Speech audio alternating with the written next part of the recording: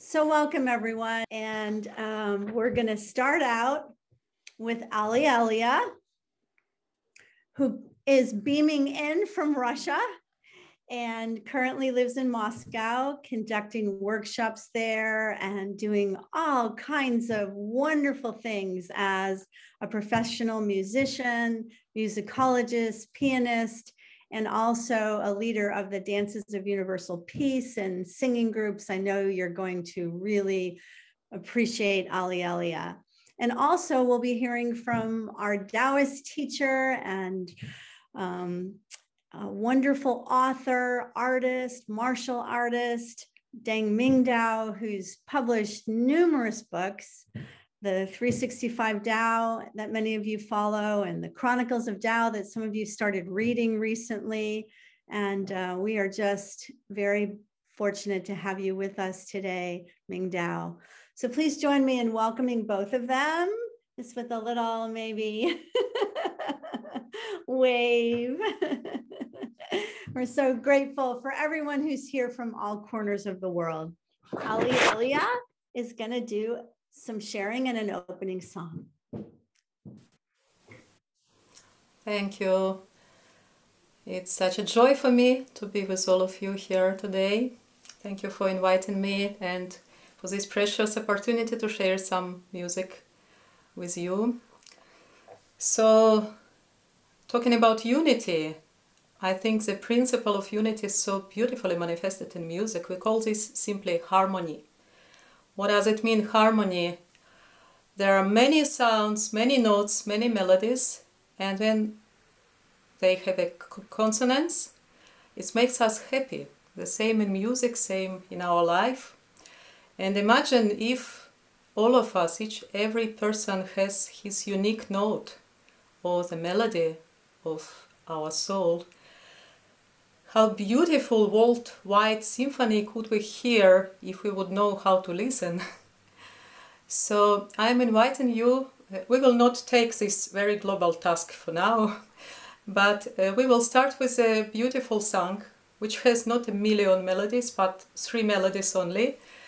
But we will put on it also our intention, not just to sing, but also to listen its combination and to create harmony with our hearts and with our voices. So the name of this song, One Heart Beating. So imagine we're humanity, one big heart, and there is a one heart beating. So let's say the waltz, I put something in the window chat, the first line.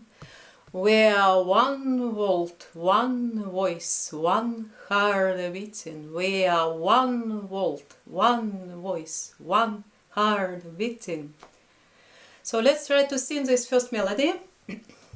We are one world, one voice, one heart beating. We are one world, one voice, one heart beating. We are one world, one voice, one heart beating. We are one world, one voice, one heart beating. We are one world, one voice, one heart beating. We are one world, one voice, one heart beating.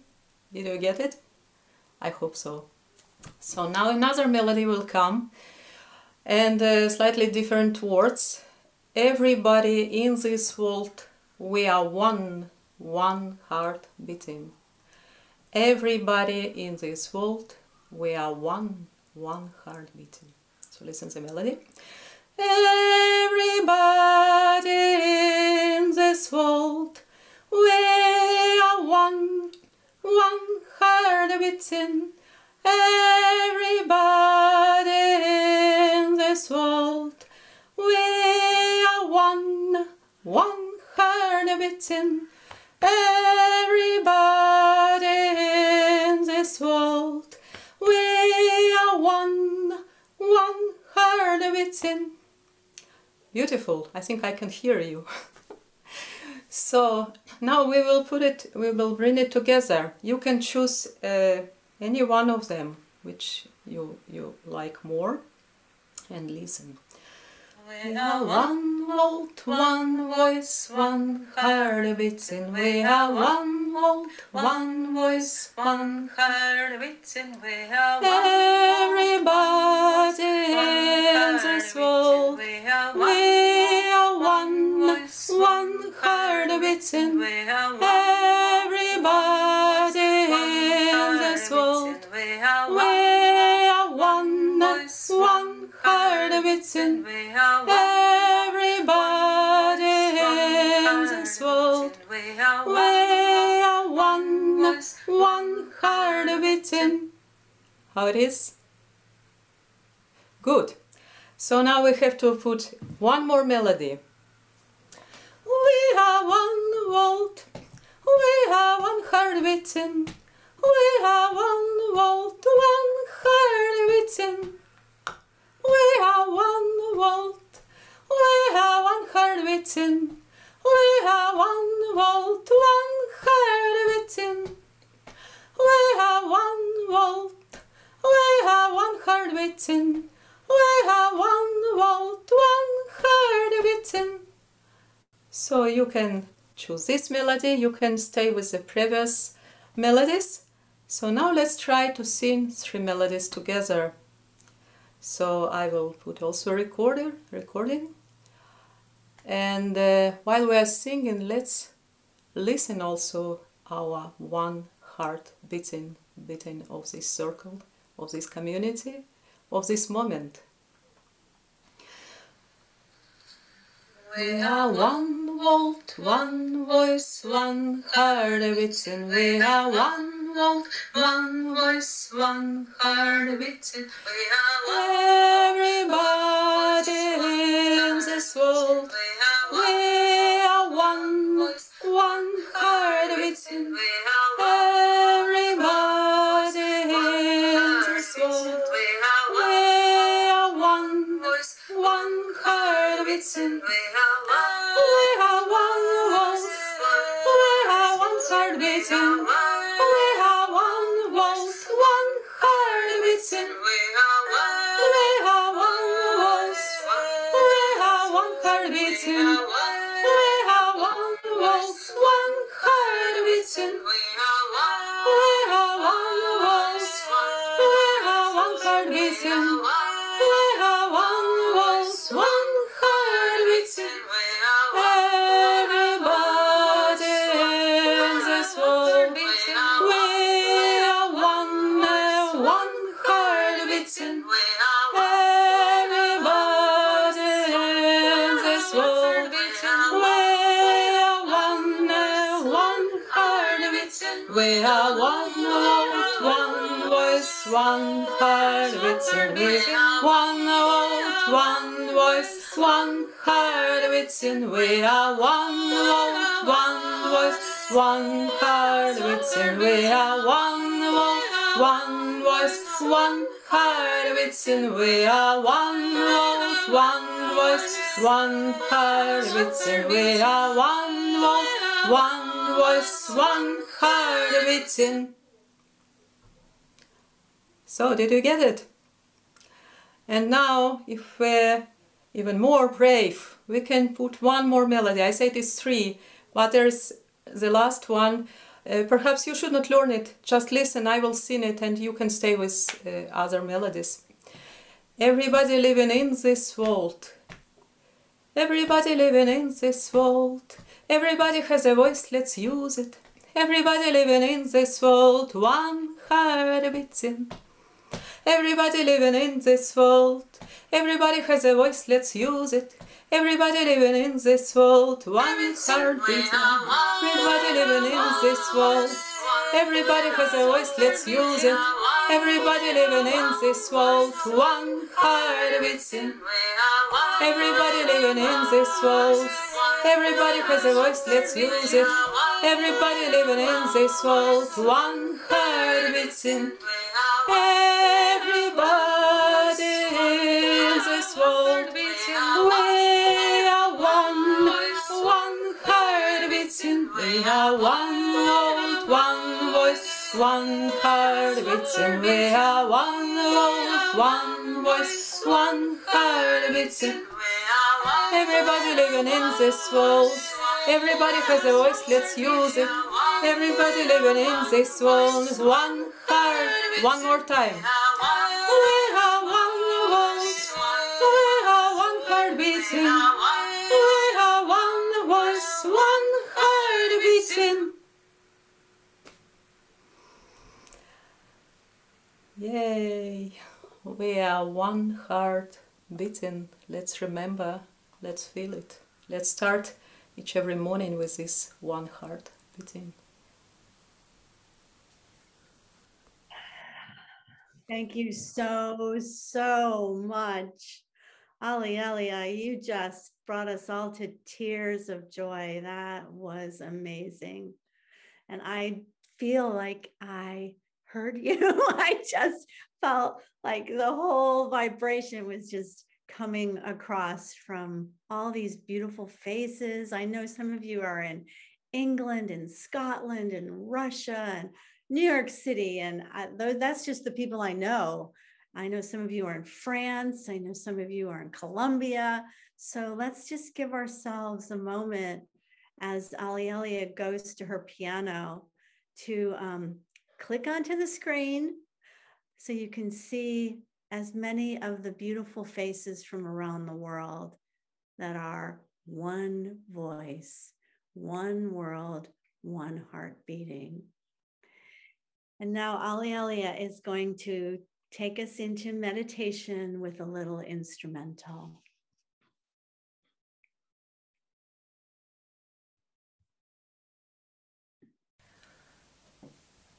Well, it will be a short meditation, musical meditation by Johann Sebastian Bach. I think his music, it's always meditation, forever. So let's tune in.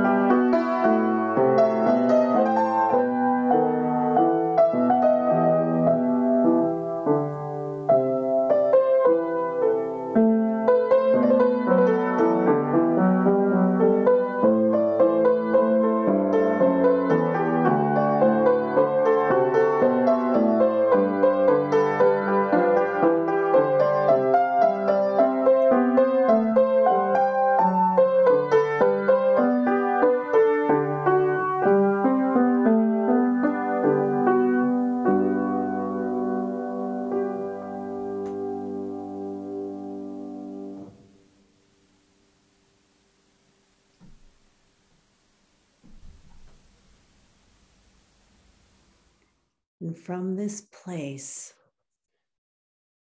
inspired by Aliela's beautiful music and our voices in sharing, send a ray of love out into the world, that everyone could feel this. Send it all the way across the face of the earth, like a giant rainbow of love.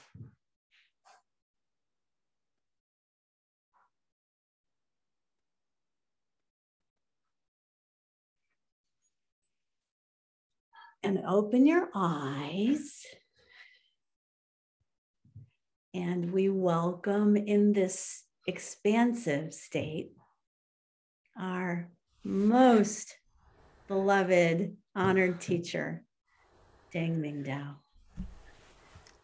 Thank you so much. It's good to see all of you here today, and I'm so happy to be with you. Thank you, Reverend Judi, for inviting me to give this talk. And this may be the one time I can stand here in public and really be completely who I am and really present the core of who I am. And I have a deep and abiding interest in what I'm going to say to you today. And I'm happy to share it with you if it can help all of you. I've had a lifelong involvement in art. I've been an author since 1983. I've been a graphic designer and an art director since 1978. But those are roles. And what creativity is goes far deeper than that. My interest is really at the nexus of creativity and spirituality. Yes, I'm interested in Taoism, and I've trained in it and taught it for many years. But creativity goes even deeper than Taoism as well, because it goes directly to the most fundamental of human acts, and also the highest and most spiritual of human acts. I grew up in a pottery studio.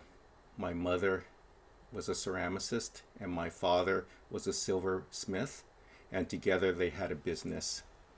And my mother had a business and a career in the arts that went for 60 years.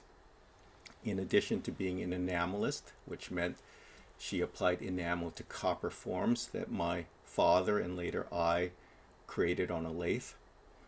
She was also an author of 2 books, and in 1950 her first book was on the bestsellers list. So I've had a chance to watch a creative life from the very start of my own life. I grew up in a 3-story studio. The top story was a loft where we lived. The middle floor had the kilns, the pottery wheel, all the equipment needed to make the enamels. And then it had a showroom. And the bottom floor was filled with machinery, lathes, hydraulic presses, circle cutters, metal shears, buffer, and so on. So if there was anything that had to be done, you had to go make it. And so I watched this process all my life. At least 5 days a week, there was an orange hot kiln roaring away. There were 2 other kilns for pottery. And as I grew up, I learned to do all these things myself. I saw that whatever was wanted had to be made. I watched my mother and father go through discussions, sketches, research, experimentation, prototyping, and then making the forms themselves. Sometimes my mother would make a form out of clay and give it to my father, and he would then make the form that would go on the lathe to create the copper bowls that she enameled. And I also watched her make pottery directly. I saw form brought forth from raw materials. That taught me the need for perseverance. It taught me the need to be steady and to follow the creative process all the way through. Before I was in kindergarten, I was watching my mother stack a kiln and light it. I had watched her light kilns many times already. But this time the kiln exploded, and I saw, to my horror, my mother blasted off her feet and thrown backward from the kiln. Of course, I was terrified, and my father helped her get up, and her face was covered in ash and so on. She was annoyed. She wanted to relight the kiln right away, but my father made her go upstairs and lie down for a little while. And then there was nothing more important to her than to relight the kiln again. The reason why a kiln explodes is that this was a gas-fired kiln, and sometimes a little bit of gas leaks into the cavity of the kiln, and if the potter is unaware and lights the kiln, that pent-up gas is what explodes. But I saw from this setback, and many, many setbacks that my mother grappled with, that one had to continue on and be committed to one's art, and that mere misfortune was not to be allowed to interfere with the process. I learned, therefore, many lessons over the years. I learned preparation was everything. For example, you might have the great ambition to throw the best pot ever, but if you're careless in preparing the clay and you let a little bit of air stay inside the clay, that air pocket will explode in the kiln later. So there's no room for carelessness. All the time that you're pursuing your creative vision, you also have to attend to every little detail along the way. Any step in the process can derail the whole thing. If you're inattentive in putting the clay down and it comes out lopsided, well, there's not much to do except to throw that clay back into the bin.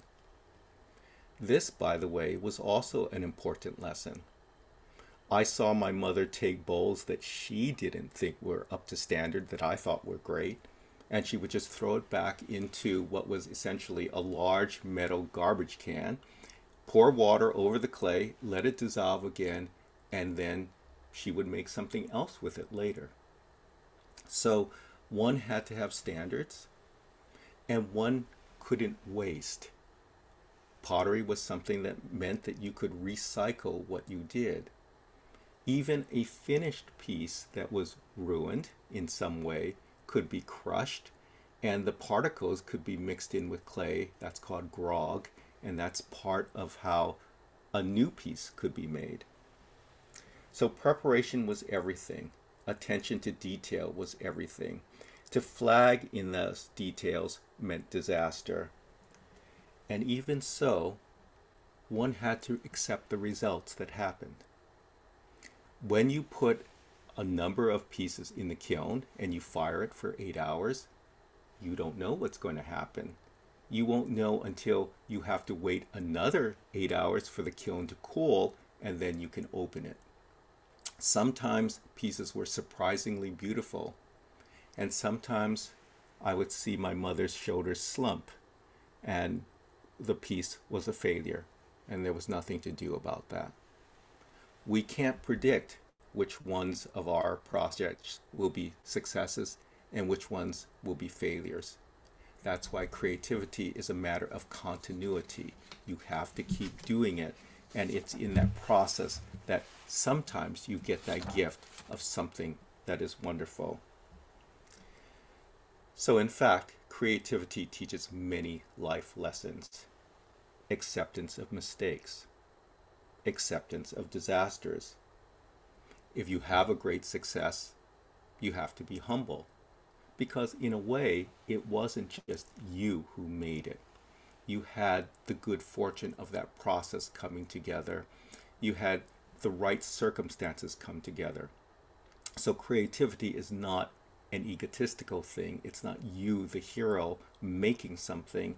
It's you engaging in this process of life, that process of uncertainty, that process of chance, and still trying to bring something beautiful out of that process. You have to have self-belief. if you throw that clay ball down on the wheel, you have to really know what you're doing. If you're making the metal forms on a lathe, which I learned to do, and I did for many years on behalf of my mother, that disc of copper that you put on the lathe at first has to be centered while the lathe is spinning. And at that moment, that disc can fly off and hurt you or kill you if you're not careful. Of course, with the shears, you could cut your fingers off.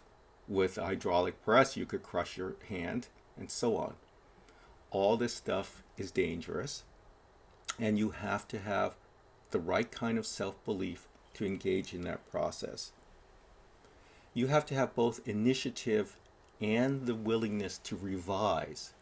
So if you make one bowl and it's a little off, then you have to make the next one. And I've learned that also in writing. Nobody writes the first draft and it's brilliant. They have to polish it and rewrite it many times, maybe dozens of times. But that's part of the process too. I mentioned recycling. And when you're engaged in an art form, in a craft that is natural and fundamental, there are many things you can do to recycle. Nothing is ever wasted. Now, I grew up in a family that was very frugal. And one of the most annoying things to me when I was a boy was that my mother would save every scrap of paper, turn it over, and use the other side. I always wanted pristine, beautiful, brand new paper, perfect pens, and so on. And now that I'm an old man, I find myself saving every little scrap of paper and scrawling on envelopes and so on, not wanting a precious pen. I just grab anything at hand and so on. It's not the materials, it's not the technique, it's always your creativity that matters. I also saw that one could be creative, have a business, and have a family. My mother had 4 children, and we all grew up in the studio. And one always says, oh, don't mix business and family and art and so on. But that's the only life I know. It was all mixed together, and it's all manageable. My interest in Taoism is again rooted in my mother and my family. I found a copy of the Tao Te Ching, which is one of the central Taoist books, as well as books on Zen Buddhism on her bookshelf. And this is what sparked my interest in Taoism. Taoism has a great respect for the working people. If you read, say, the Tao Te Ching, it always talks about the agrarian people, the rustics, the craftspeople, and so on. And these people are considered to have greater virtue than even the noblemen or the sages. Why? Because they live a natural life. And one line celebrates their frugality. But if you look closely at the word for frugal, it shows people harvesting. The people who harvest have to live in the natural rhythm of each year. And if they know how hard it was to bring forth that grain, they're not going to waste it. They're not going to waste their energy, but they're also going to invest themselves completely in what needs to be done. That's balance. So frugality in the Taoist sense is not just a matter of saving money, but it's a matter of being intimately involved with nature and not wanting to waste. In Taoism, there's the metaphor of a vessel. A vessel is hollow. And though we might prize the clay walls of a pot that a potter makes, it's the emptiness inside that pot that the Taoists celebrate. Without that emptiness, they say, the pot would not be useful. So I grew up watching this process virtually every day of my life. How you take clay and you shape it around emptiness, and how the usefulness of that clay vessel is both in its emptiness and the beauty of its walls I saw order come out of chaos. If you walked into the studio, you might be bewildered at all the things going on there. But my mother knew how to bring order out of that chaos. In Taoism, there's something called the 5 phases.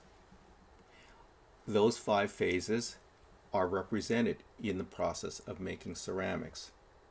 There's clay that comes from the earth.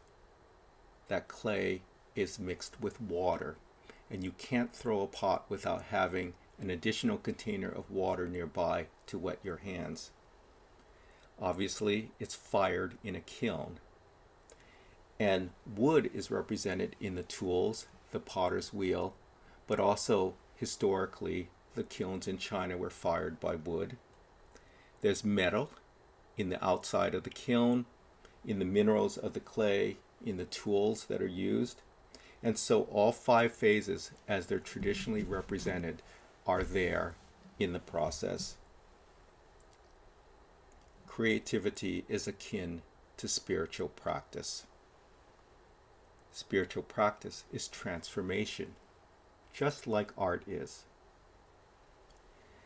And we prize art, that summation of what we do, over mere competence or technicalities.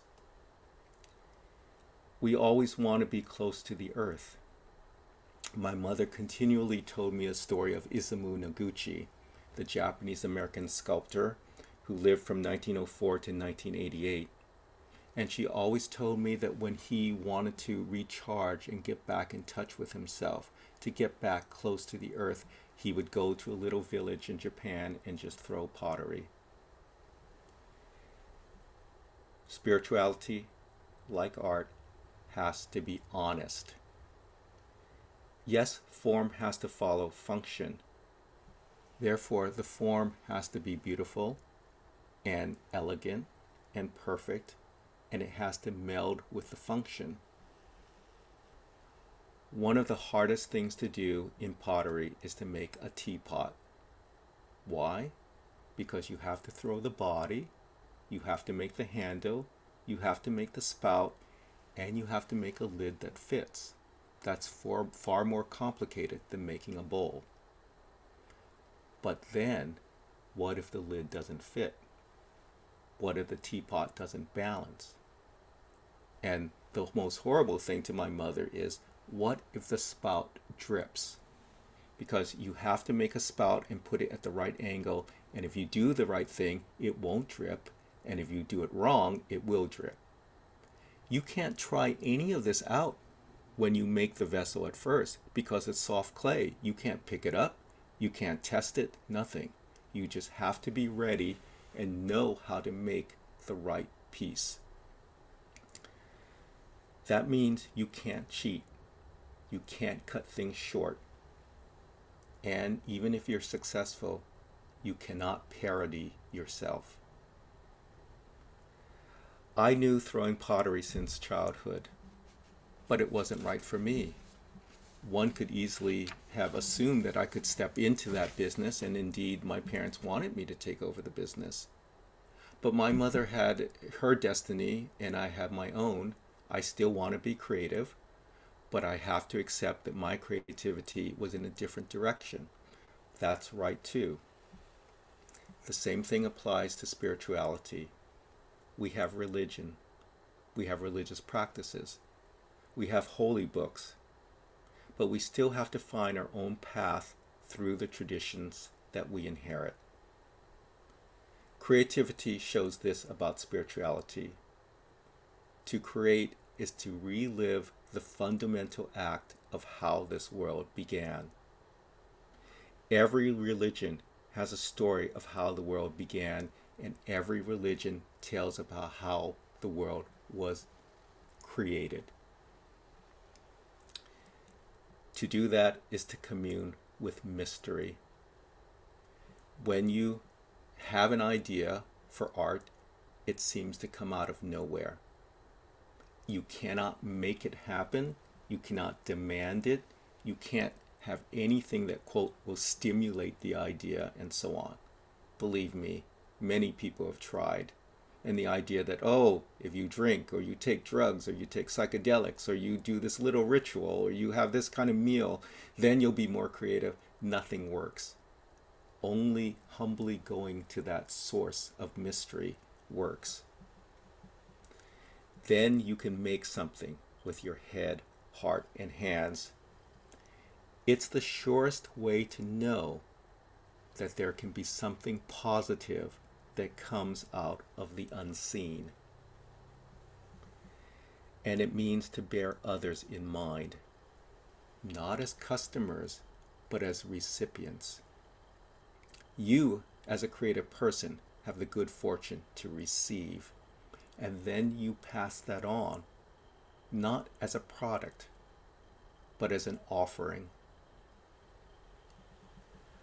What do spirituality and creativity have in common? It comes down to this, the idea. And I'm a person who's starving for new ideas every day, every moment. That idea comes from the beyond. It's pure. But then we have to transform that idea into physicality, and we have to do that through craft. No amount of theory, dexterity, thought, or technique alone will guarantee any kind of quality. It's only the idea with your own creativity that makes true art. And in the same way, it's only bringing forth the spiritual idea into your own life that you can be truly spiritual. There's a parallel between the idea that the spirit becomes flesh and the creative process in which the idea becomes a physical object. In Christianity, we call the world God's creation. And so when we receive this idea from the beyond, we are participating in the same idea of creation. Creativity is therefore the central divine act. The greatest creativity is life itself. And so even if you're not an artist or a musician or a poet, you can be creative. You can be a parent. You can feed and help other people.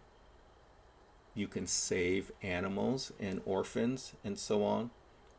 Anytime we do anything that brings life forth, that saves life, that nourishes life, that is creativity, and that is spirituality. So creativity, life, and spirituality for me are all bound together. All you have to do is recognize imagination and be open to the idea. Taoism means the way. Creativity is a way. Spirituality is a way. And your life is a way.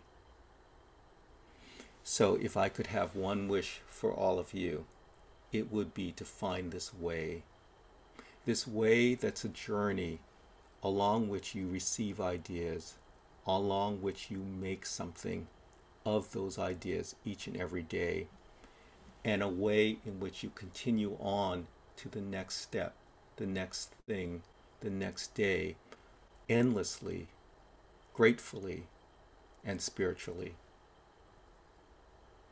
So I want to thank all of you for listening today. I really appreciate it. And again, I want to thank Reverend Judi and Unity of Santa Maria for hosting this event.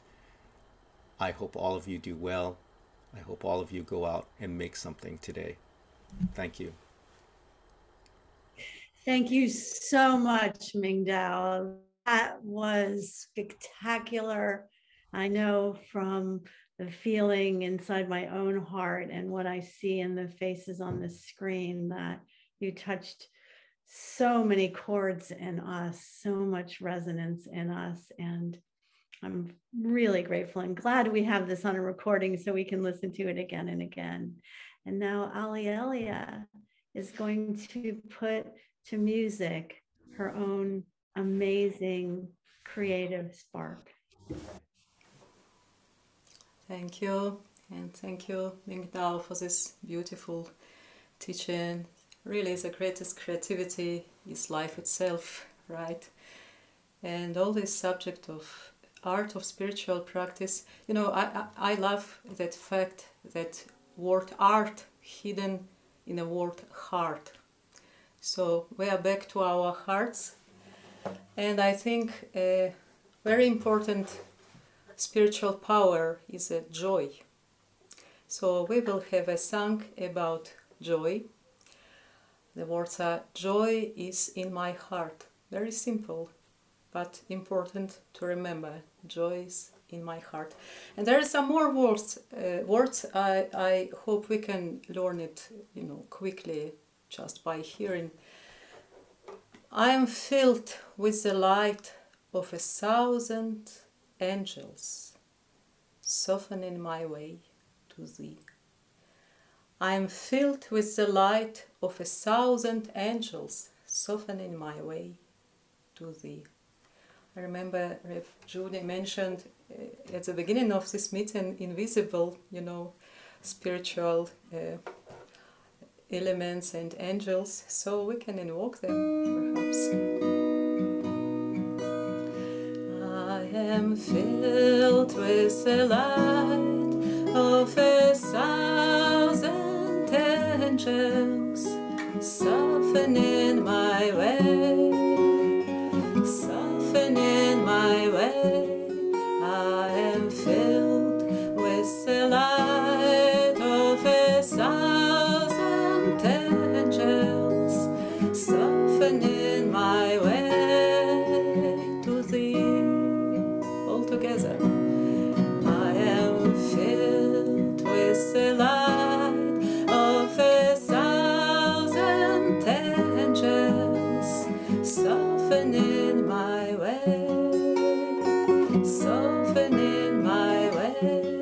I am filled with the light of 1,000 angels, softening my way to thee. And now joy. Joy, joy is in my heart. Joy is in my heart. Joy is in my heart. Joy, joy is in my heart. Joy is in my heart. Joy is in my heart. There's a little more lyrics. I am washed by the tears of 1,000 raindrops. I am washed by the tears of 1,000 raindrops, softening my way, softening my way. I am washed by the tears of 1,000 raindrops, softening my way to thee. I am washed by the tears of 1,000 raindrops, softening my way, softening my way. I am washed by the tears of 1,000 raindrops, softening my way to thee. Awaken joy in your heart.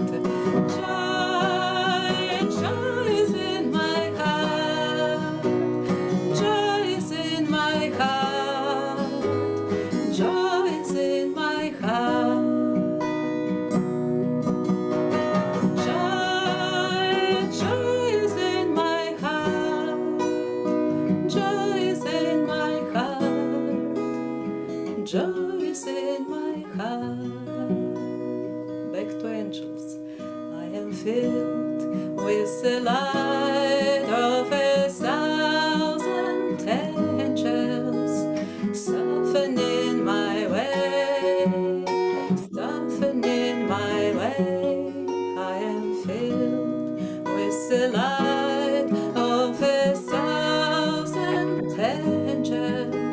softening my way to thee. I am filled with the light of 1,000 angels, softening my way, softening my way.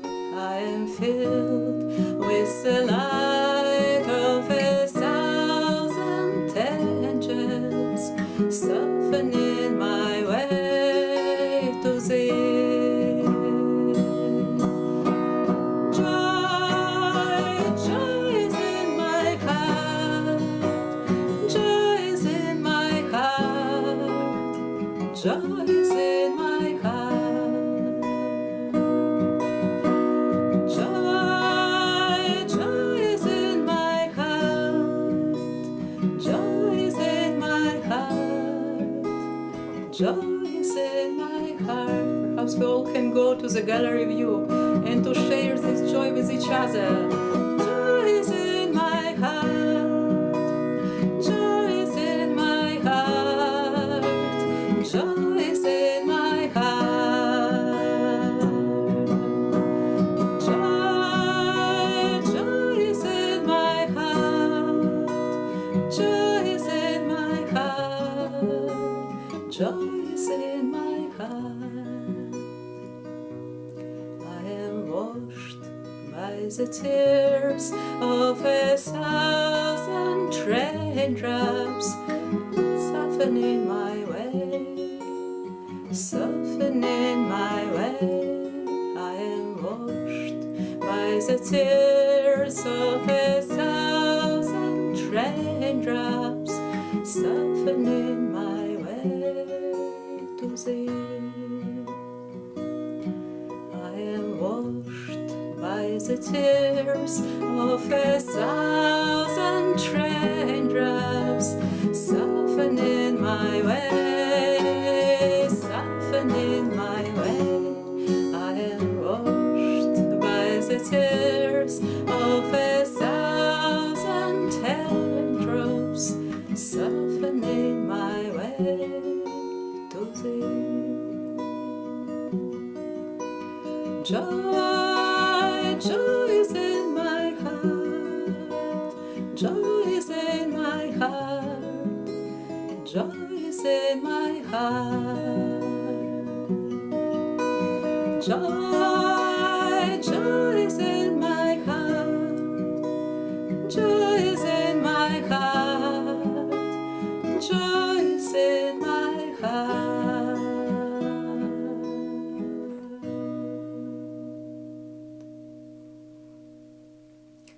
Let's take one more breath with joy. Breath in, breath out. Let's stay with this remembrance about our source of joy, which is always with us, whatever going on. Thank you, Unity. I can't thank you enough. I met Aliela in Massachusetts at a Sufi retreat with Halima and Abraham. That was just an amazing moment. And I'm so grateful just on that one time we spent together that you would accept this honor for being with us today, our honor for you being with us today, and that it would work out that Ming-Dao was teaching today. It seems like a perfect yin and yang, a perfect balance of creative expression in its many, many forms. And so thank you, both of you, all of you, for bringing your presence to this moment. Let's say a little prayer together, and then I'm going to say goodbye. Spirit within and all around us, the one of many names and that cannot be named, that which we feel in the love that is forever, we join together in this moment, giving thanks for all that we've shared, taking to heart Ming-Dao's Ming-Dao's challenge to be the creative expressions that we are. To get that which is ours to create out into the world. To allow the mistakes. To forgive everything.